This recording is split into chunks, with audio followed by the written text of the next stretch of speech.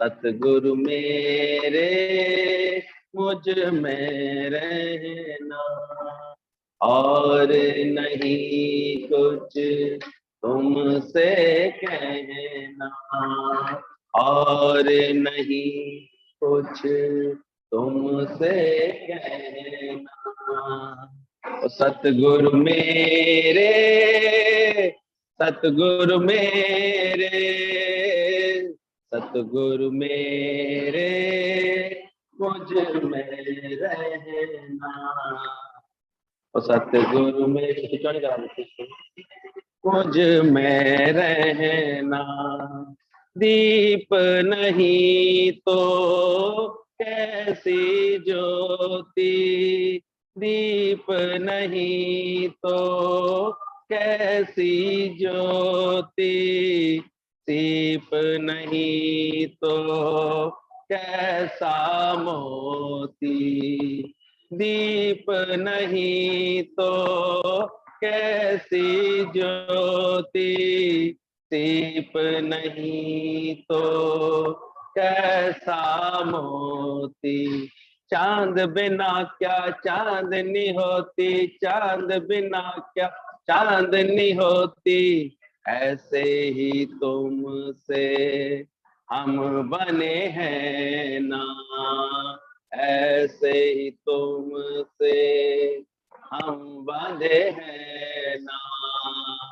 ओ सतगुरु मेरे, सतगुरु मेरे, सतगुरु मेरे मुझ में रहना, सतगुरु मेरे।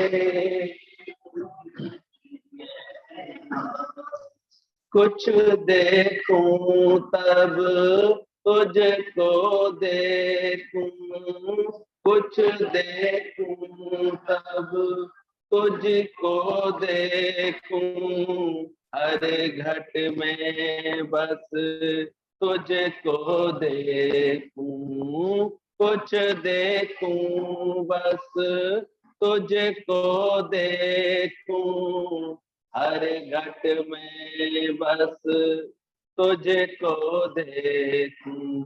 जब देखूं तब तुझको देखूं, जब देखूं तब तुझको देखूं, और न देखें कुछ ये नैना, और न देखें कुछ ये नैना। ओ सतगुरु मेरे, सतगुरु मेरे, सतगुरु मेरे मुझ में रहना, सतगुरु मेरे मुझ में रहना, और नहीं कुछ तुमसे कहना, और नहीं कुछ तुमसे कहना। सतगुरु मेरे, सतगुरु मेरे, सतगुरु मेरे मुझसे रहना, सतगुरु मेरे मुझ में रहना। सागर जैसा प्यार तुम्हारा मैं बन जाऊं इसकी धारा, सागर जैसा प्यार तुम्हारा हम बन जाए किसकी धारा। तुम साना कोई मीत हमारा, तुम साना कोई, हाँ तुमसे अलग हो कर नहीं रहना, तुमसे अलग हो कर नहीं रहना। ओ सतगुरु मेरे, सतगुरु मेरे, सतगुरु मेरे मुझ में रहना, सतगुरु मेरे मुझ में रहना, और नहीं कुछ तुमसे कहना, और नहीं कुछ तुमसे कहना। सतगुरु मेरे दादा मेरे, दादा मेरे मुझ में ही रहना। सतगुरु मेरे मुझ में रहना, सतगुरु मेरे मुझ में रहना।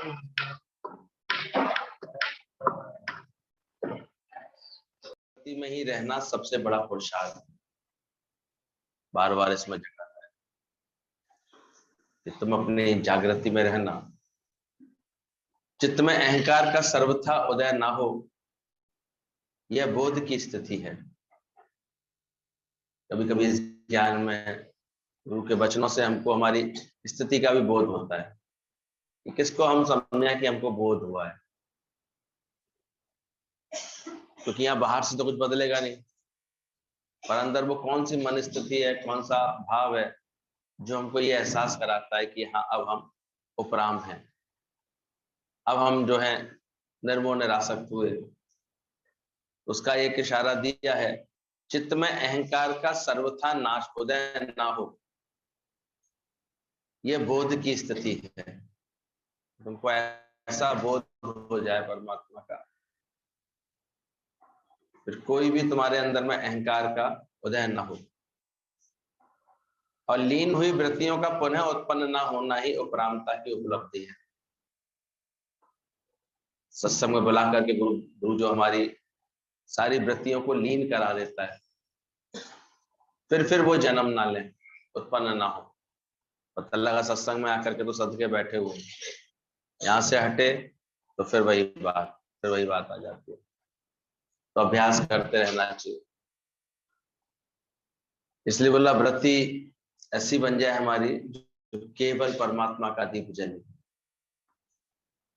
वृत्ति का बनती है ना, ऐसे बनाते हैं वृत्ति, तो वृत्ति को इतना सूक्ष्म बना लो, इतना बट लो, तो वृत्ति बहुत बिखरी हुई भी होती है।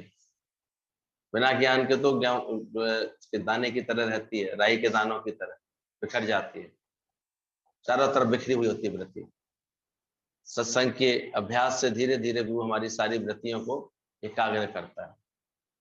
कहाँ का मन देखो फैला रखा है तुमने, कहाँ भटकता रहता है, कहाँ इसका दिल कोई ना कोई बात पर तो विशेष रूप से अटक के रहता है। सोचता है ऐसा होगा तभी मैं सुखी होऊंगा, बच्चे मिल लेंगे तभी तो मेरे को आराम मिलेगा, ये हो जाएगा तभी तो मेरे को सुख मिलेगा। पर ठीक से ज्ञान समझते आना, पहले रची प्रारब्ध, परमात्मा ने पहले इसकी प्रारब्ध रची हुई है, पीछे रचे शरीर, पीछे ही भगवान ने खेल बनाया हुआ। उस खेल में जो बनाया हुआ उसको पिक्चर तुमको देखनी ही पड़ेगी। डायरेक्टर ने जो पिक्चर रिलीज कर दी है वो तुमको देखनी ही पड़ेगी। वो तुम्हारे पिछले जन्मों के और इस जन्मों के मिले जुले असर निकल करके आते हैं उसके द्वारा। इसलिए बोला गया ज्ञानवान भोगेगा उन्हीं सब बातों को हंस करके, और अज्ञानी भोगेगा उनको दुखी होकर के, रो करके।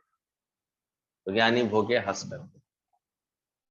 पिक्चर तो जो रिलीज हो रही है, जो बनी पड़ी है, उसमें ही तुमको चलना है, उसी में ही तुमको धीरज रखना है पूरा। अपने भाव अच्छे करने हैं, फिर उसका परिणाम देखोगे।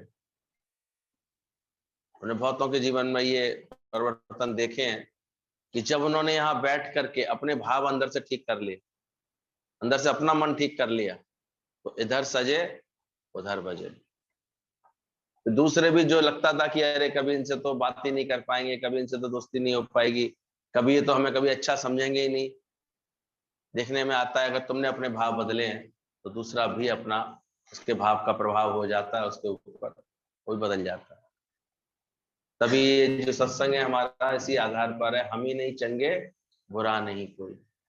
कोई बुरा नहीं है भले मन के वास्ते, मन अंतर से बुरा मिटाना, दिखे सकल सृष्टि साथ।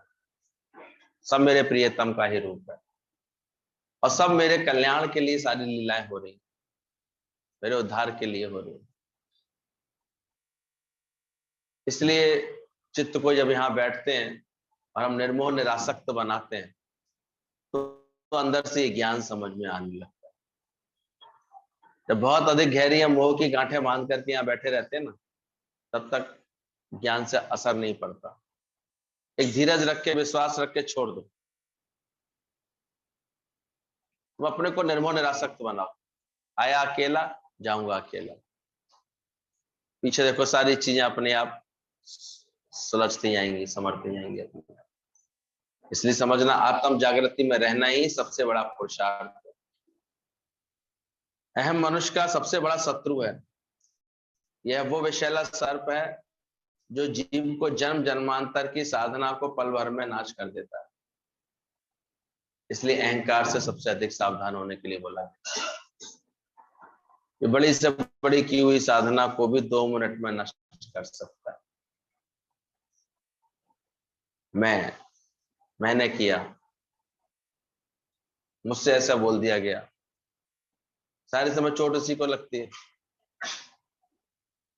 वो ये कहते हैं अहंकार एक किली की तरह, कोई भी कुछ लाके टांग जाएगा इसके ऊपर। और जो अहंकार रहित कर लेता है अपने आप को, ये साधना कर लेता है, तो अहंकार तो मनुष्य का सबसे बड़ा शत्रु है। ये विषैला सर्प है जो जीव को जन्म जन्मांतर की साधना को पल भर में नाश कर देता है। No sin, no sickness, no death, दादा का ये वचन है। इसको भी समझना। जब अपने को आत्मा जानोगे तो पापी कैसे बनोगे। जैसे मुझे ऐसा कैसे, दादा आपने बोल तो दिया कि no sin, no sickness, no death, पर मैं कैसे समझूं इस बात को। तब दादाजी ने ये बात बोली, अपने आप को आत्मा जानोगे तो फिर पापी कैसे हो। परे होते आपसे, आत्मा से, तो फिर ये पाप पुण्य तुमको घेरते हैं। हाँ, इतना जरूर है कि जब आत्म स्वरूप में तुम जागोगे, इसी सच में टिकोगे, तो और सब बातें हट जाएंगी। फिर पाप कहाँ रहेगा तुम्हारे पास। इसलिए महाकल्याणकारी कल्याण करने वाला ये आत्मज्ञान है। ये आत्मज्ञान आने के बाद, जैसे ये समझ आने के बाद कि कैसे मैं आत्मा हूं, कितने दुखों का नाश हो जाता है। बातें खत्म हो जाती। तो नो सिन, नो सिकनेस। बोला अभ्यास करके बताओ, तुमने अपने को बीमार तो नहीं माना, इलाज कराओ पड़ोसी जान करके, पर इंतजार मत करो। ये प्रैक्टिस हम करके जब चलते हैं, शरीर हमारा पड़ोसी है, कोई रोग इसके ऊपर आया है तो इलाज करवा रहे हैं इसका, लेकिन मैं बीमार नहीं हूं इस निश्चय के साथ। No sin, no sickness. फिर देखो इसका प्रभाव कितना अच्छा आता है। खामा बीमारी को लेकर के मन कमजोरी में आता है, दुख में आता है, खालीपन में आता है, निराशा में आता है, वो सब छूट जाते हैं।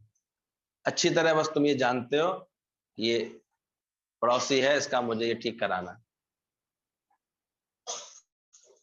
देखा करो किसी दूसरे का इलाज कराते समय बड़े बुद्धिमानी हो जाते हैं अचानक। नहीं नहीं नहीं, परहेज करना, उसे उल्टा समझाने लगते हैं। नहीं नहीं नहीं, ऐसे नहीं करना, डॉक्टर जो कहे वही करना, ऐसे चलना।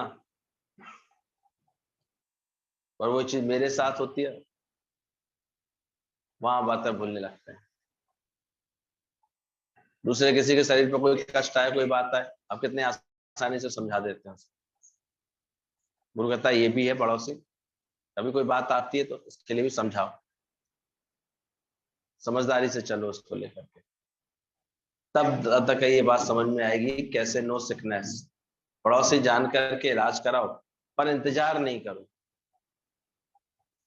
इलाज इतना परेशान नहीं करता, इतना उसके बाद का इंतजार करने बैठ जाते हैं, कब होएगा, अभी तक तो रेस्पॉन्स आ नहीं रहा, अभी तक तो ऐसा नहीं हो रहा। एक माई कम से कम हर 30 मिनट बाद, आधा घंटे के बाद नाक छू छू कर देते, बुखार उतरा कि नहीं उतरा, बुखार उतरा कि नहीं उतरा। और खुद चूल्हे से आती थी, रसोई से, खुद के हाथ गर्म, नाक छू के, अभी तो बहुत बुखार है, बहुत बुखार। मैंने कहा ढंग से नापो उसको, बुखार नहीं, तुम्हारे हाथ गर्म रहते हैं। रोटियां बना बना के अरे बार बार देखने के लिए से आता है तुम्हारे घर में, वास्तव में ना पाता उसका बेचारे का 99 निकला। और भरम, मन ऐसे भरम पाल लेता है अंदर से, इतना उलझ जाता है। तो ध्यान रखना, अभ्यास करके बताओ तुमने अपने को बीमार तो नहीं माना है। इसलिए जो भी कोई अगर बीमार पड़ता भी है घर परिवार में, और जो ज्ञानवान होता है वो ऐसा व्यवहार करता है, एक तो उसको बीमार नहीं मानता और इतनी खुशी का माहौल उसके इर्द गिर्द रखता है, प्रेम का, सेवा का, नम्रता का, आधा तो उससे ठीक हो जाता है। बीमार को छोड़ दो अकेले और उसका बीमारी बढ़ जाती है। और ज्ञानवान उसको ऐसे मनोरंजन में लगा देता है, खेल खेल में, बातों ही बातों में, जो उसकी रुचि की चीजें हैं वो करवा देता है। जैसे परहेज बोला गया उसको युक्ति से करता है। ये भी तो समझ होनी चाहिए कि हम कैसे उस चीज को बना करके दे दें, कैसे उसके अंदर में चीज चली जाए, हमारे बच्चे के अंदर ठीक हो जाता है। तो ज्ञान से सही इलाज करना गुरु सिखाता है, पर इंतजार करना नहीं। नो सिन नो सिकनेस, फिर दादा ने बोला नो डेथ। अपने आत्मविश्वास में रहना कि मृत्यु बनी ही नहीं है, ये इसका मतलब है, नो डेथ। मुझ आत्मा की मौत नहीं है, तो शरीर की चौथी अवस्था है, इसलिए चौथी अवस्था में भी बड़ा वो शांत रहता है। अगर ज्ञान सुन लिया, उसने समझ लिया, उसको कदाचित कभी लगेगा ही नहीं कि कोई मृत्यु होती भी है। एक अच्छी तरह ये बात जाता है, one day this body will leave me, ये छोड़ देगी शरीर बस। No sin no sickness no death. तो अभी देखो तुमने सुना तो सही इतने दिनों से ज्ञान, दादाजी कहते सुनते बहुत हैं, लेकिन सुनकर के भी मानने वाला कोई बिरला होता। गुरु ग्रंथ साहब में लगातार ये वाणियां लिखी है। बोला दादाजी के पास किसी ने आकर के गुरुद्वारे में, बोले सुनते हैं मानता कोई नहीं, कोई मानता ही नहीं। शास्त्रों में सब में लिखा पड़ा है तू अजर अमर अविनाशी है, माना तुमने? घड़ी घड़ी फिर किसी के मरने को सत्य समझते हैं, फिर किसी किसी बात को सत्य समझते हैं, अटकने लगते हैं। ये सत्य भूल जाता, शरीर सबके माया में होने के कारण विनाशी है, तू आत्मा अविनाशी है। तो नो डेथ। पर दादा का अगर ज्ञान सब पक्का करना है तो इन तीन बातों को ठीक प्रकार समझना कि अपने आत्मविश्वास में रहता है कि मृत्यु बनी ही नहीं है। उसके आत्मज्ञान ने उसको ये विश्वास दे दिया है, one day this body will leave me but I will remain. इसलिए ज्ञानी हर पल, अगर आत्मा बोला अपने आप को, तो उसके साथ ये तीनों बातें लागू हो जाती है। तो बोला आत्मा केवल बोलते हैं, सुना भी देते हैं, सुन भी रहे हैं, लेकिन अनुभव में नहीं अगर उतरी है तो थोड़ी देर में हाय घोड़ा करेंगे। पहले हाय मैं मरा, हाय मेरा वाला कोई मरा, अरे मैं तकलीफ हो गई, अरे मेरे से गलती हो गई। और ठीक से आत्मा अगर पक्की कर रहे होंगे तो ये लक्षण निकल के आएंगे। कैसे भी मृत्यु की खबर तुमको अब विचलित नहीं करेगी, उलझाएगी नहीं। ठीक है, तो पता है चौथी अवस्था। कैसे बीमारी की बातें अब तुमको बिल्कुल भी परेशान नहीं करेंगे। शिक्षित हो जाओ भले, कैसे हमें बच के रहना है, कैसे चलना है, लेकिन वो उलझाएंगी नहीं। तो दादा ने पहले ही दिन पक्का कराया है, no sin no sickness no death. जैसे माता अपने गर्भ को जतन से रखती है, कहीं उसमें ठेस ना लग जाए, इसी तरह भक्त भी अपनी भक्ति को भी जतन से छुपा करके रखो। ये भी ध्यान रखना, भक्ति का दिखावा नहीं अच्छा लगता। निरंतर जैसे गर्भ बढ़ता है हमारा, वैसे वो बढ़ती जानी चाहिए, लेकिन कैसी? छुपी हुई होनी चाहिए, अंदर की। करे दिखावा भक्ति का और बाहर ओढ़ी चादरिया, पर अंतर से मन साफ किया ना। इसलिए भक्ति का हमेशा एक अंदरूनी रूप होना चाहिए, अंदर से हमारा मन कितना लग रहा है इससे। ज्ञानियों के लिए बोला गया बाहर से कच्ची सूजत ना है, और अंतर्वर्षेण्य, वो अंदर के समर्पण में रहते हैं परमात्मा को। बाहर तो हो सकता है कभी आपको मंदिर जाता भी ना दिखे ज्ञानी, किसी मूर्ति के आगे हाथ भी खड़े बांध करके ना खड़ा हो, पर अंदर से जितना अधिक उसने मन से परमात्मा को वैल्यू दी है, उस सर्वव्यापी को, उस कण-कणवासी को इतना अच्छे से पहचाना है, इसलिए उसकी साधना वहीं पूरी हो जाती है। लोग अभी बाहर बाहर के कर्म में पढ़ते हैं, अच्छे होते हैं, शास्त्र पढ़ना चाहिए, लेकिन चाबी तो लगा ही नहीं, ताला खुलेगा कैसे? शास्त्र में भी चाबी लगी रहती है। जब सच्चा गुरु आता है, वो तुमको जब आत्मा की चाबी लगवाता है इसमें, तब वो शास्त्रों के अर्थ तुम्हारे खुलते हैं, वरना नहीं खुलेंगे। वरना तो कहानियां पढ़ ली तुमने पूरी,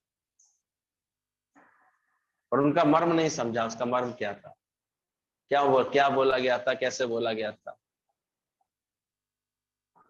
इसलिए वेद शास्त्र भी कभी पढ़ने का भी उमंग आए ना, तो गुरु के साथ में, गुरु के ज्ञान के प्रकाश में पढ़ना चाहिए, तब वो उसके सही अर्थ खुल के आते।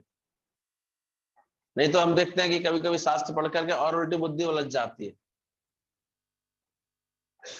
तो यही सोचता रहता, देखो सही तो कह रहा था, दुर्योधन सही तो कह रहा है, भीष्म पितामह सही तो कह रहे हैं, इनकी क्या गलती है, इन्होंने ऐसे क्यों किया, ऐसे ऐसे करके तर्क में तक आते रहे। और गुरु आकर के समझाता है जब इन बातों को, तब जाकर के ठीक होती है बात। इनका मर्म क्या है, इसकी बात तो समझो। तो माता अपने गर्भ में जतन से रखती है, ऐसे ही भगत अपनी भक्ति को भी जतन से छिपा करके रखो। कभी भी व्यर्थ में अपनी भक्ति को, इसको ज्यादा जतलाने की प्रयास नहीं करो, किसी को ज्यादा बतलाया नहीं करो। ऐसे हमारे यहाँ बोला था, सत्संग भी ऐसे करो जैसे किसी को भी पता ना लगे, बाहर से कुछ सूझे नहीं, कोई दिखावा नहीं, पर तुम्हारा आचरण उसको एक दिन सिद्ध कर दे कि हाँ तुम तो कहीं सत्संग में जाते हो। बोलने की जरूरत नहीं पड़ती। कहते मधुमक्खी ऐसे रस ले लेती है फूल से, फूल का कुछ बिगड़ता भी नहीं, और रस भी ले लेती है। इसलिए हम लोगों के यहाँ जो अच्छे समझदार सत्संग है, वो इतने युक्ति से अपना सत्संग का अभ्यास करते हैं कि बाहर से कोई समझ ही नहीं पाता। कभी-कभी घर परिवार वाले खामा-खा विरोध करते हैं अपनी स्वभाव अनुसार, आदत अनुसार, अपने संस्कारों के अनुसार, कहाँ आ रहे हो सत्संग, क्या जरूरत है, तो बड़े इतने युक्ति से आगे पीछे समय निकाल करके गुरु से मंत्रणा करके प्रेम से अपने अभ्यास का समय ले लेते हैं, कर लेते हैं, पता भी नहीं चलने देते किसी को। क्यों दिखावा करें? ज्ञान मेरे अपने आनंद के लिए, ज्ञान मेरे सच के लिए, और इसमें टिकते हैं अंदर से। बोला निर्णय लेने के लिए 3 तत्व होने चाहिए, एक अनुभव, एक ज्ञान और व्यक्त करने की क्षमता। कहीं भी निर्णय लेने के लिए तुम्हारे पास 3 बातें होनी जरूरी है। बहुत ऐसे मौके आते हैं, मैं निर्णय लेना है, क्या करें क्या ना करें, तो बोला देखो तुम्हारे पास अनुभव है, अनुभव सबसे ज्यादा, अपना अनुभव दूसरों के अनुभव की भी कदर करने के लिए गुरु सिखाता है। देखो जब उसको ही नहीं मिला सुख, तो तुमको क्या मिलेगा? क्या मिलेगा इस जगत से बेकरारी के सिवा? जाके देख लो, तो जगत में ही सुख मान करके चलते हैं, उन्हें मिला क्या है? बेकरारी तो मिलती है सबको। तो अंदर देखना, अनुभव का ज्ञान तुम्हें हुआ? सब तुझको छोड़ कर देंगे, नाता ही तोड़ कर देंगे, ऐसा अनुभव हुआ? अच्छी तरह अनुभव करके देखो, बहरे तो घड़ी ना रखे को, कितना भी प्रिय होगा, घंटे 2 घंटे 4 घंटे में तो उसके शरीर को ले ही जाएंगे। यानी अपना अनुभव बनाओ कि तुम्हारा प्यार है ही परमात्मा से, तुम्हारा प्रेम इस शरीरों से नहीं था। शरीर तो सबके माया में होने के कारण विनाश। तो अंदर से समझना इस बात को कि कैसे तुम्हारे पास अपना अनुभव होना चाहिए, हर बात के लिए अपना अनुभव। तो कहते तुम देखो तुम्हें प्रसन्नता किससे आई? धन पदार्थ तो पहले भी थे, लेकिन आज एक सहजता रहती है, खुशी रहती है, वो किसकी वजह से आई है? जब ज्ञान सहित उनका उपयोग किया है। निर्मोह निरासक्त होकर के हमने अपना जीवन बनाया है तो अंदर में खुशी आती है, वरना नहीं आती। वरना तो नाचते रहते हैं, अटका ही रहता है, मेरा मेरा करता रहेगा और ऐसे परेशान होता रहेगा। ज्ञानी हमेशा सही उसमें रहता है, सही भाव में रहता है, सामने आए प्रेम भी करता है, लेकिन पीछे अटका हुआ किसी में नहीं होता, ना अटक, निरासक्त रहता है वो अंदर से। इसलिए बोला कि जब वो लड़का पहुंच रहा था, ऐसे जंगल में ऐसे शिकार के लिए गया हुआ था, तो वहां एक सन्यासी रह रहे थे। तो उसको जिज्ञासा हुई यहाँ कौन अकेले रहते हैं इतनी दूर जंगल में। गया, महाराज महाराज आप यहाँ अकेले, आप यहाँ क्या करते हैं? बोले हम परमात्मा का ध्यान करते हैं, परमात्मा में चित्त लगाते हैं। बोले उससे क्या होता है? उससे हमारी जीवन अच्छी बनती है। बोला महाराज। बोले तुम कौन हो? कहता मैं तो निर्मोह नगरी का निर्मोह राजकुमार हूं। बोले निर्मोह नगरी ये कहां से बन गई? ऐसा कैसे हो सकता है नगरी निर्मोह बन जाए? हम इतनी साधना करते हैं, एक जीवन निर्मोह बनाने में तो इतना मुश्किल होती है, वो नगरी तुम्हारी निर्मोह कैसे? बोले महाराज हमारे साथ तो ऐसे ही हुआ है, हम निर्मोह नगरी के निर्मोह राजकुमार है। बोले ठहरो हम जरा परीक्षा लेके आते। उसने उसको तो वहीं ठहराया और बोला यार अपने ऊपर के कपड़े दो सारे। वो कपड़े लेकर के उसमें उसने एक बकरी का खून लगाया और चल दिया राजा के दरबार में, उसके पिता के पास। राज दरबार में पहुंच के कहता अरे लो भाई अनर्थ हो गया, तुम्हारे राजकुमार का ऐसे शेर ने शिकार कर लिया, ये तो मैं उनकी पहचान के लिए कपड़े लेकर आया हूँ। और सारा राज्य बड़े ज्ञानवान लोगों का था, सबने प्रेम से नमस्कार किया, 2 घड़ी शांत खड़े रहे। कहते महाराज ये तो होता ही है, कभी हमारे राजा साहब शिकार करके लाते हैं और कभी ऐसा भी हो जाता है प्रकृति की तरफ से कि उनका शरीर शिकार हो जाए। तो अच्छा हुआ आप पहचान के लिए ले आए, हमको ढूंढने की भी आवश्यकता नहीं पड़ेगी। चलिए महाराज अब हम लोग चलते हैं, आप महल में मिलाइए राजा साहब से। बड़ा हैरान, बोले यहाँ के लोग बड़े शांत हैं, बड़े स्थिर हैं, किसी ने भी कोई उतावलापन नहीं दिखाया। बोले प्रजा है तो प्रजा तो ऐसी होती है। राजा के पास गया, दरबार में पहुंचा, सब दरबारियों के सामने बोलने लगा अरे अनर्थ हो गया, ऐसा हो गया, आपके राजकुमार साहब के साथ ऐसा हो गया। सब शांत। राजा ने बोला, बोले महाराज जन्म मरण स्मरण सब विधि के हाथ है, परमात्मा के हाथ, जो होना होता है वो होता ही है। शुक्र है आप खोज करके उसके वस्त्र ले आए, हमको आपके सूचना दी, आपके बहुत धन्यवाद है। अब आप आए हैं, आप इतने महान संत हैं, आइए यहाँ बैठ के कुछ ज्ञान की चर्चा कीजिए, कुछ हम लोगों को सत्संग सुनाइए। बड़ा हैरान, बोले ये तो पिता बिल्कुल ही विचलित नहीं हुआ, बिल्कुल ही परेशान नहीं हुआ। सोचता है शायद माँ के पास जाऊंगा, माँ तो जरूर परेशान होगी। माँ थी समता देवी, हलवा बना रही थी उस समय बड़े आराम से, और हलवा बनाते बनाते संत ने बोला अरे माई सुना तुमने, बड़ा अनर्थ हो गया, तुम्हारे इकलौते बेटे के संग ऐसा हो गया, उसका शरीर शांत हो गया, ये कपड़े मैंने निशानी के तौर पर लाया था। वो भी बड़े प्रेम से हलवा भूनती रही, हलवा भूनती रही और बड़े प्रेम से कहती रही कि महाराज आप तो जानते ही हैं हलवा भुन जाता है तो दीवार छोड़ देता है, जरूर मेरे पुत्र की आयु पूरी हुई होगी, ये देह रूपी दीवार उसने छोड़ दी। अब आप आए हैं तो ज्ञान की वार्ता कीजिए, कोई सत्संग की वार्ता कीजिए। उसने देखा ये भी बड़े ज्ञान में बैठी हुई है, अंदर से शांत बैठी हुई। पत्नी खड़ी हुई थी, हाँ, पत्नी को टोका अरे बेटा तुमने सुना कि नहीं सुना, तुम्हारा तो सब लुट गया, तुम्हारा सब उजड़ गया। वो भी धीरज से उठी, एक तोता मैना पाल रखे थे उसने, उठी उसके दरवाजा खोल दिया। कहता महाराज एक डाल पर 2 पंछी बैठे थे अब तक, अब एक पंछी उड़ गया, एक पंछी इसमें रहता है। तब उसको लगा रही तो वास्तव में ये पूरी नगरी ही निर्मोह राजा की निर्मोह नगरी है, क्योंकि वही निर्मोह राजा थे जिसको उसके 6 भाइयों से बाद में माता मदालसा ने ज्ञान दिया था, वही उनके पुत्र थे।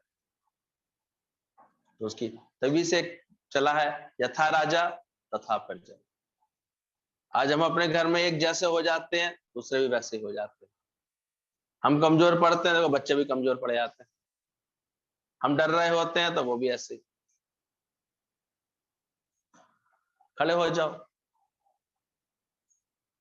इसलिए रोज का ये अभ्यास हमको धीरे धीरे निर्मोह निरासक्त बनाता है। लौट करके आया वो सन्यासी, उसने लड़के से कहा, सोचा सबकी परीक्षा तो ले ली, इसकी तो लूं। बोलता अरे अनर्थ हो गया। बोले क्या हो गया?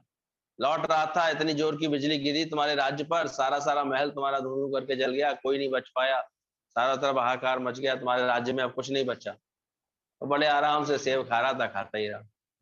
तो सुना नहीं तुमने? बोले सुन लिया आपने, सुनाया मैंने, सुन लिया। बोले अब तुम कहाँ जाओगे? बोले कहीं जाने की जरूरत क्या है?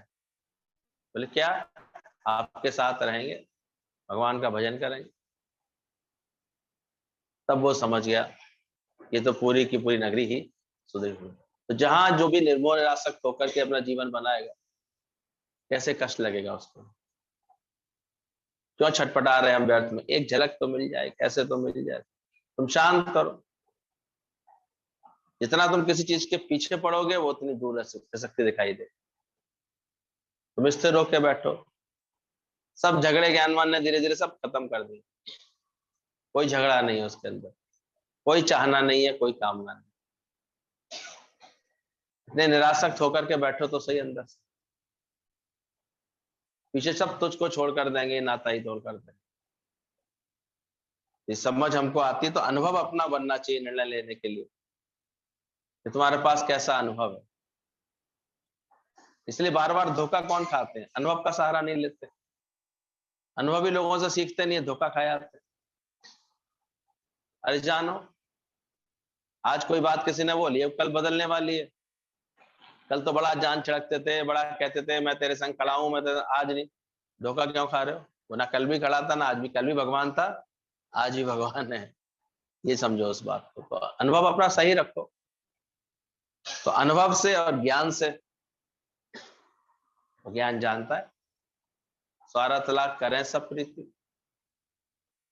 ये तो कोई विरला निष्कामी सदगुरु होता है,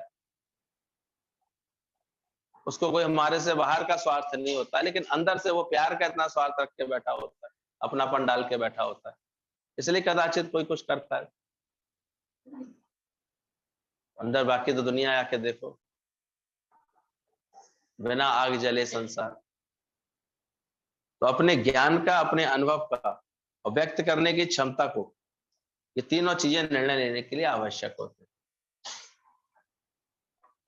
क्या तुम निर्णय लेने जा रहे हो? क्योंकि ध्यान रखना, जो निर्णय तुम लेने वाले हो उससे बहुत कुछ निर्भर करता है।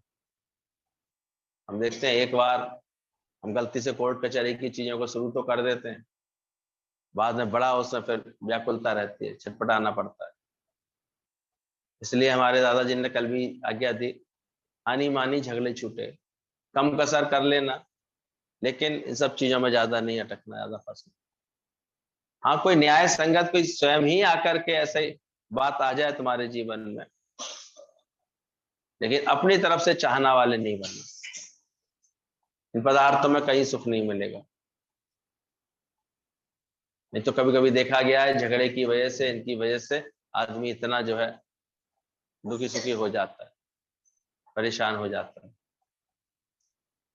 तो ध्यान रखना, निर्णय लेने के लिए तीन बातें होनी आवश्यक है।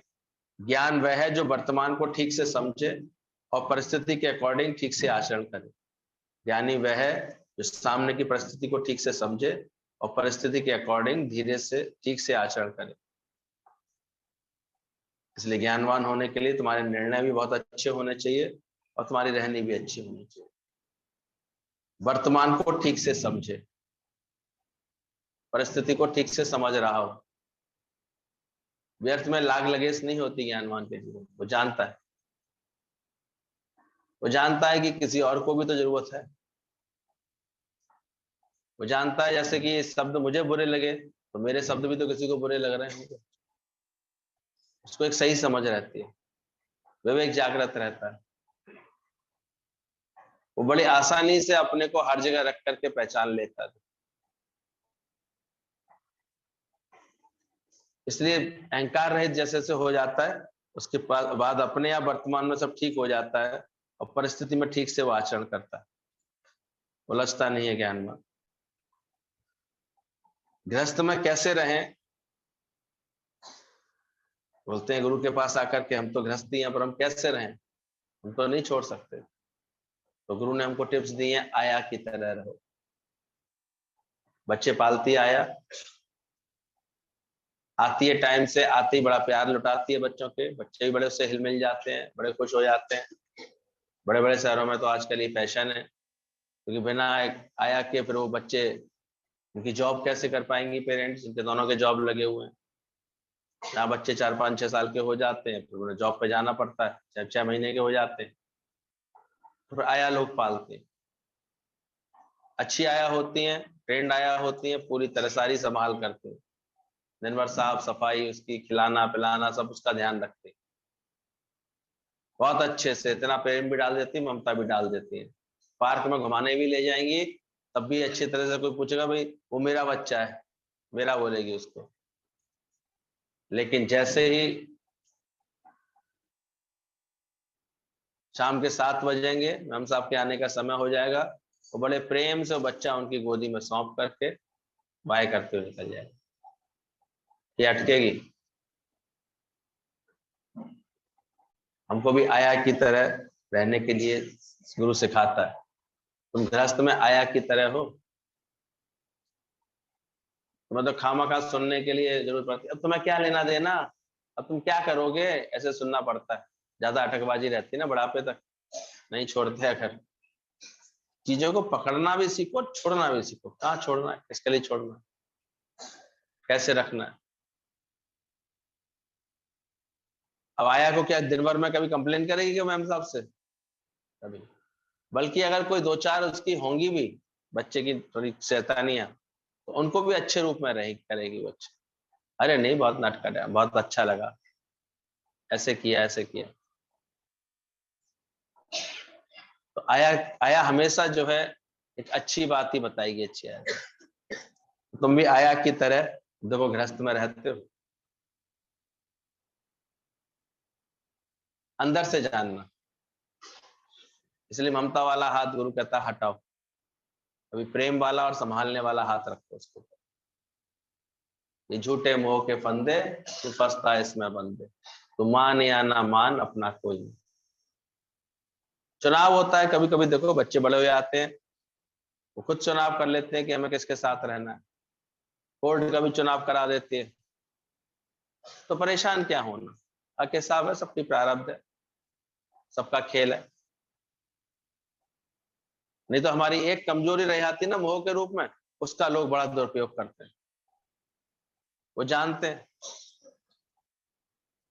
बच्चों की वजह से गाय को ऐसे बांधे रखेंगे, घसीटते रहेंगे। लेकिन तुम प्रेम वाले बनो, निर्मोह बनो, अंदर से निरासक्त बनो, आया की तरह चलो, नर्स की तरह चलो। ग्रस्त में रहो नर्स की तरह। नर्स कितने लोगों के पेशेंट का तीमारदारी कर देती है, अब देखा करो। नर्स सुबह से शाम तक 50 पेशेंटों को दिखाएगी, उनका ब्लड प्रेशर चेक कराएगी, उनके वो लेके आ जाएगी, टेम्परेचर लेके आ जाएगी, दवाई देके चली आएगी, उनको इंस्ट्रक्शन देके चली आएगी, साथ साथ प्रेम और खुशी भी देके चली आएगी। अब बहुत अच्छे हो रहे हैं बाबूजी, बिल्कुल चिंता मत कीजिए। अब आप आज बहुत अच्छे देख रहे हैं, ऐसे ऐसे अच्छी अच्छी बातें बोल करके कुछ भी कराएगी, और बड़े आराम से अपने स्टाफ रूम में आकर के बैठेगी,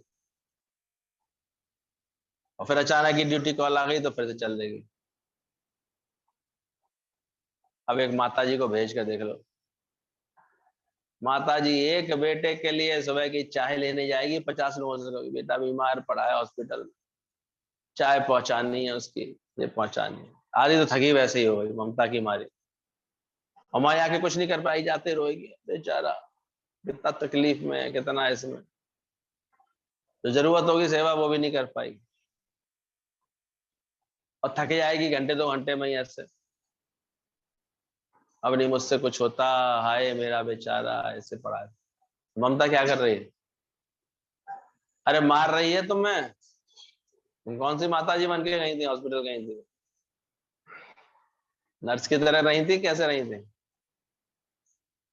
ये मम्मी जी बन गई थी? बोलो जल्दी, तुमसे पूछ रहे हैं। क्या नाम है सचिन की वाइफ? साक्षी रही थी, साक्षी भाव में। माता जी तो नहीं बनी थी, अच्छी नर्स बन के रही थी। चेक करना अच्छे से। तो गुरु यही सिखाता है, गृहस्थ में रहने के तरीके हैं, आया की तरह रहो, नर्स की तरह रहो। तीसरे, बैंक कैशियर की तरह रहो। बैंक कैशियर कैसे जो है सारा कैश संभालता है, पूरी जिम्मेदारी होती है उसको। शाम को तभी निकलेगा वो बैंक से, सारा जितना आना है जाना है सबका हिसाब मिल जाता है। और जब पूरा हिसाब जब तक नहीं निकलता तो उसको बैठना पड़ता है, मैनेजर से वो गलतियां निकलवानी पड़ती, कहाँ कुछ चूक हो गई, कहाँ क्या बात हो गई। और इतने पैसों के लेन देन के बाद भी एक पैसे में उसका मन नहीं होता है। ये नहीं कि 10-20 की गड्डी वो अपनी बना करके रख ले, ऐसा करता है तो फिर अपराध बोला जाता है। तो माया चाहे कितनी भी हो, उनको अपनी हैसियत क्या बनानी है, औकात कैसी रखनी है, कैशियर की तरह निर्लेप न्यारा। अभी हर चीज निर्लेप न्यारी पसंद नहीं आती, तवा कैसा चाहिए, निर्लेप न्यारा। कुकर कैसा चाहिए, निर्लेप न्यारा। निर्लेप तभी आ गए हैं, चुपके नहीं भाई, चुपके नहीं। तो जगत में व्यवहार कैसा चाहिए, निर्लेप न्यारा चाहिए। यहाँ अटका अटकी शिकवे शिकायत फालतू को क्यों?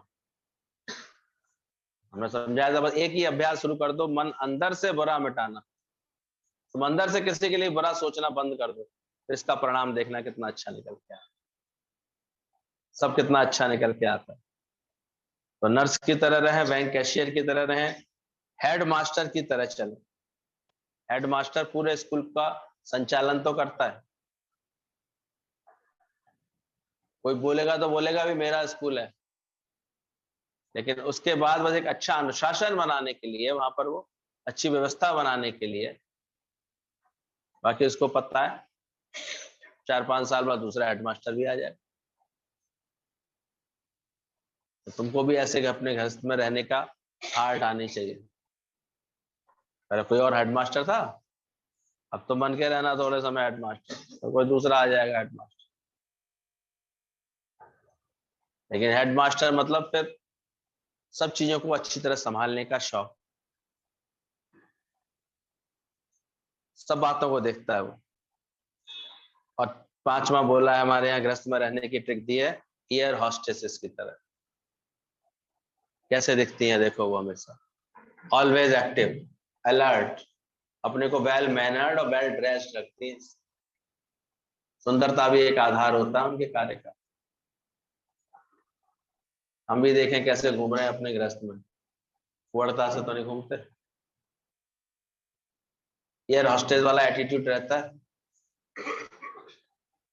उन्हें सिर्फ इतना पता है कि बस जो आवश्यकता, यस सर, अभी अभी अभी आता है, लेके आते हैं।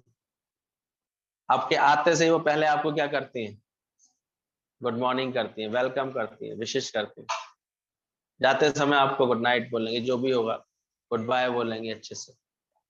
और ये पूरे कार्य करते समय उनके चेहरे पर क्या चिपका रहता है,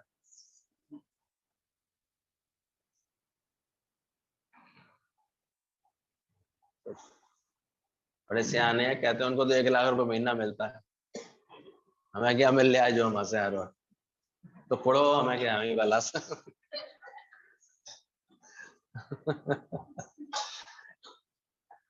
लेकिन दादा ने सिखाया यही है, जैसे रहो अपने गृहस्थ में। तो कैसी हाल चाल है यहाँ की एयर होस्टेसेस की? खुश होके करते हैं सारे कार्य, आनंद में रहते हैं। अभी तो धीरे धीरे ये पक्का करो, मेरा दुख सबसे कम है। ये तो अज्ञानता में हम अपने दुख को इतना बड़ा बड़ा कर लेते हैं, इतना बड़ा कर लेते हैं, सोच सोच के, बोल बोल के। कुछ नहीं है, सिर्फ दिल जीतना नहीं आया, प्रेम देना नहीं आया, बस केवल। जो कि जाते हैं मुड़ जाते हैं, नम्रता करते हैं हर जगह, तो हर जगह बात बन जाती। तो ध्यान रखना, गृहस्थ में हमेशा आया की तरह रहें, नर्स की तरह रहें, बैंक कैशियर की तरह रहें, हेडमास्टर की तरह रहें, और एयर हॉस्टेसेस की तरह रहें। और हमेशा एसएमएस का पालन करो। एसएमएस में आजकल वो चल रहा है कोरोना काल, तो एसएमएस का पालन करना। इसका अर्थ पहले ही बताया था, सैनिटाइजर, मास्क और सोशल डिस्टेंसिंग। तो सैनिटाइज किया करो अपने विचारों को सारे समय, दूषित तो नहीं हो रहे, नहीं ऐसा तो कोई आकर के नहीं छू गया, ऐसी बातें तो नहीं डाल गया तुम्हारे दिल और दिमाग में तो तुमको पॉल्यूट कर गया। तो सैनिटाइज होकर रखना चाहिए। दूसरा वाला मास्क, ये आत्मा का ऐसे मास्क भी लगा के चलो, कोई भी दूर से देख करके तुम्हें पहचान ले। तो मास्क नहीं, तो गुरु के बच्चे हैं, ये हमेशा मजबूत रहेंगे, ये कभी किसी हालत में कमजोर नहीं पड़ेंगे, दुखी सुखी नहीं होंगे। और बड़ा social distance, keep safe distance, सबके साथ एक सही दूरी बना करके रखें। अक्सर दुख हम वहीं से पाना शुरू कर देते हैं जहां बहुत अधिक इंटीमेसी बनाने की कोशिश करते हैं, बहुत अधिक जो है किसी से ज्वाइनिंग करते हैं ना, वहीं से दुख मिलता है, क्योंकि आशाएं आ जाती हैं, अपेक्षाएं आ जाती हैं। इसलिए गुरु हमको ये मेंटेन करना सिखाता है सबसे, कितना बोलना है, क्या बोलना है, कैसे बोलना है, ये सब भी अकल होनी चाहिए। सत्संग माना मेरी आत्मा का संग। ज्ञान जब गुरु दे देता है तो ये 5 मंत्र का अभ्यास हमारे जीवन में करा देता है। बार बार चलते हैं 5 मंत्र। पहला मंत्र है तेरा की। मन को जीतने के लिए अपने आप को सबसे पहले ये मंत्र सिखाओ, तेरा की। जगत की बहुत सी घटनाएं हम खामा खामा उसमें उलझा रहे हैं, कुछ तो लिया करो अपने, तेरा की, तेरा की और मेरा की, इस समझ के साथ रहता है ज्ञान। वो दौड़ करके आया, आग लग गई, आग लग गई, आग लग गई, कहता तेरा की मेरा की, इसमें क्या कर, मैं क्या, लग गई तो लग गई। बोला सेठ जी आपके घर में ही आग लगी है, तो बोले तेरा की, फिर तो क्यों इतना परेशान हो रहा है। तो बहुत सारी बातों में अपने से पूछा करो कि खामा खा काजी जी क्यों दुबले हो रहे हैं कि शहर के अंदेशे से। कितनी बातों को ऐसे लेकर के हम उलझ रहे होते हैं, परेशान होते हैं। तो तेरा की, ये मंत्र गुरु का पक्का रखना। दूसरा मंत्र पक्का रखना, आकाश के नीचे कोई नई बात नहीं, नथिंग न्यू अंडर द सन। ऐसी कोई घटना नहीं है, मन तुम्हारी कितनी भी तुम्हारी को पट्टी पढ़ाए, तेरे संग बहुत गलत हुआ है, बहुत ऐसे हुआ है, बहुत ना, नथिंग न्यू अंडर द सन। ना जाने कितने इससे भी बेकराल बेकराल बातें हुई, कोई नई बात थोड़ी हुई, आज पहली बार थोड़ी हुई है, हमेशा से होता है, ये होता रहेगा जगत में। इसलिए ज्ञानी कर्मका इस चीज को ज्यादा अटेंशन नहीं देता, वो जानता है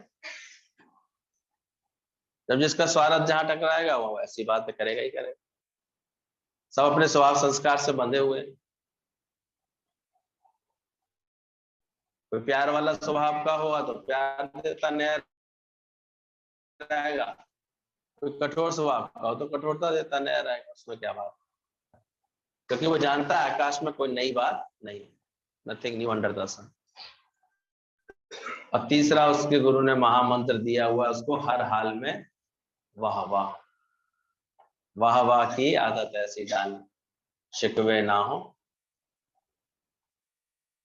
को ऐसा होने लगा है कि वाह करके बोला करो, हाय का उल्टा यहाँ, और वहां बोलोगे तो सारे दुख हवा हवा हो जाएंगे, वहां का उल्टा हवा हो जाए। तो वाह वाह की आदत ऐसी डाल, हर हाल में वाह वाह।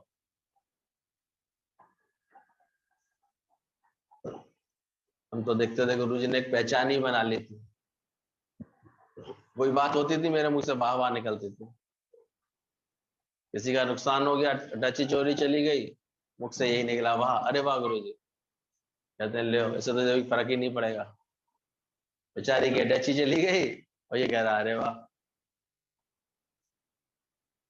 वास्तव में हमने कहा और अच्छे नए कपड़े में पहनने को मिलेंगे, दूसरों के फिटिंग के कपड़े पहनने को मिल गए अपने आप। हमारे संग ये आई थी वो दीदी लखनऊ से, रास्ते में लखनऊ एक्सप्रेस में किसी ने मार ली थी। हमने फोन किया गुरुजी को, उन्होंने बता रही थी। बताने में उन्होंने बताया, क्योंकि उन्होंने जब मुझे बताया ना अरे गौरव मेरी अटैची, अरे मैंने अरे वाह चली गई। तो उनको दुख लगा होगा थोड़ा सा कि ये कैसा लड़का है, हमारे तो सारे कपड़े चले गए, इसको वाह वाह लग रही है। तो उन्होंने ये बात गुरुजी को बताई, पर गुरुजी बहुत हंसे इस बात पर, बोले वो है सही है ही ऐसा। उसने पक्का किया हुआ किसी बात पर दुख मानना ही नहीं है, मतलब देखना ही नहीं। तो हर हाल में क्या करना चाहिए, वाह वाह की आदत ऐसी डालो शिकवे ना हो जीवन। फिर चौथा जो है गुरु का मंत्र है, इसको भी पक्का रखना, एक भी क्यों बोला, इतना भी क्यों बोला। छोटी सी देखो गलती से, थोड़ी सी शब्दों की हेरफेर से बातें बिगड़ जाती। तो क्यों बोला कर्म का खाता।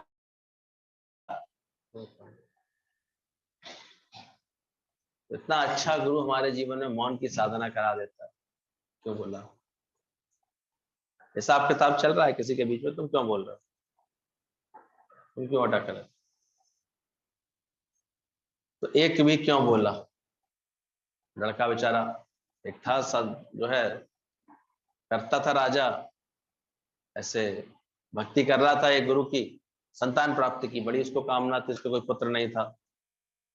तो उसने संत की बहुत सेवा की, और सेवा की तो संत की जब समाधि से आंख खुली तो प्रसन्न होकर के उसने बोल दिया तथास्तु। अब तथास्तु बोलने के बाद उसने देखा कि इस राजा के तो मस्तक में संतान का योग है ही नहीं, पुत्र का योग है ही नहीं। अब संत के मुख से बोला हुआ व्यर्थ भी नहीं जाता है। कहते हैं गलती से तथास्तु बोलने की वजह से उसको जन्म मरण में आना पड़ा, फिर उसको ही राजा के यहाँ पुत्र बन करके आना पड़ा। अब पुत्र बन करके तो वो आ गया था, लेकिन उसे याद थी अपने पिछले जन्म की कि मैं कौन था, बिल्कुल मुक्ति के कगार पे था, और कैसे एक आशीर्वाद तथास्तु बोलने से मैं फंस गया। तो बोलता कुछ नहीं था ये। अब बच्चा बोले नहीं तो बड़ी दिक्कत भी लगती थी। सब कहते थे इलाज कराओ ये कराओ, राजा ने दूर दूर तक सबका इलाज करा लिया था, पर वो तो बोले ही ना। डॉक्टर हकीम बोल रहे हैं कि इसका गला तो सब ठीक है, बाकी सब ठीक है, अभी क्यों नहीं बोलता है, तो परमात्मा की कृपा है क्यों नहीं बोलता है, वो तो बोलता ही नहीं था। तो राजा ने एक दिन बहुत परेशान होकर के, 7-8 साल बीत गए थे, मुनादी पिटवा दी कि जो मेरे बच्चे को बुलवा देगा उसको मैं आधा राज्य दे दूंगा। अब अचानक एक दिन मंत्री राजकुमार के साथ टहल रहे थे बगीचे में, तो अचानक तोता जो है पेड़ के ऊपर बैठा था, शिकारी उसको मारने के लिए तीर चला रहा था। अब तोता दिख नहीं रहा था, ये सारा खेल वो बच्चा देख रहा था। इतने में तोता बोल गया टाए टाए, तो शिकारी ने तुरंत तीर चलाया और तोता मर गया। अभी सारा खेल देख करके उसको केवल इतना सा अंदर से निकला, क्यों बोला, इतना भी क्यों बोला, मारा गया। अब ये बात वजीर ने सुन ली, कहता महाराज ये तो बोलते हैं। दौड़ के आया, महाराज बधाई हो बधाई हो, राजकुमार बोलते हैं राजकुमार बोलते हैं। राजकुमार तो अपने पूरे लीला स्वरूप थे वहां के, फिर चुप, फिर कुछ नहीं बोलना उनको। बोले ये तो कुछ नहीं बोल रहा, बुलवाओ उसको, कुछ ना बोले वो, फिर शांत फिर शांत।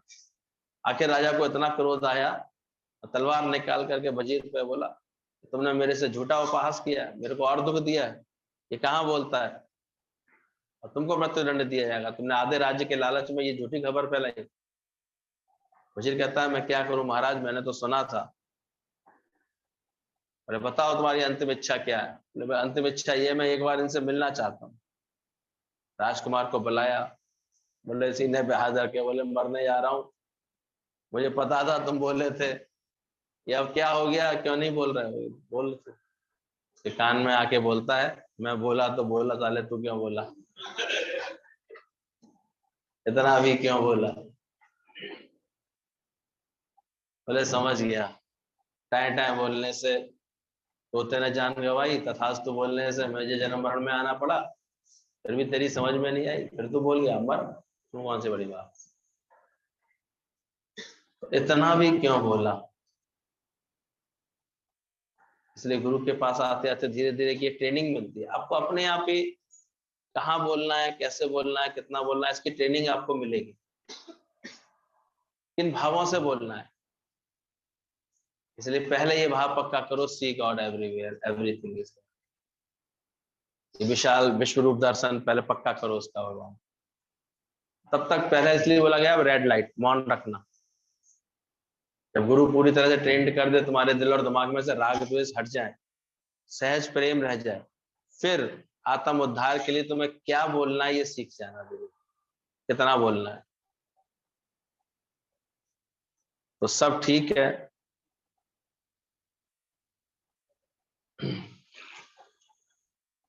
हर हाल में वाहवा करना, एक भी क्यों बोला, सब ठीक है, सब ठीक है, ये पांचवा मंत्र है।